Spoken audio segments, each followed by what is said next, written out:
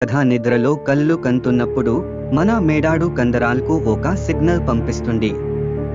దీనివల్ల శరీరం కదలకుండా మెఠగా అయిపోతుంది.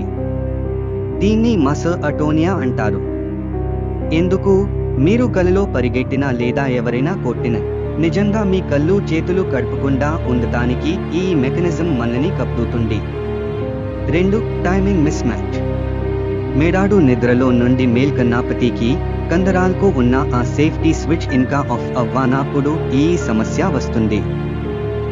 మీ కళ్ళు తెరుచుకుంటే చుట్టూ ఉన్నది కనిపిస్తుంది, కానీ శరీరం మాత్రం కదలడు. 3. భ్రమలు ఎందుకు కలుగుతాయి? హాల్యూసినేషన్స్. మీ మేడాడు ఇంకా REM మోడ్ లోన్ ఉండటం వల్ల కలలోని దృశ్యాలు నిజ ప్రపంచంలో కనిపిస్తాయి. ఎవరో ఉన్నారనే భయం.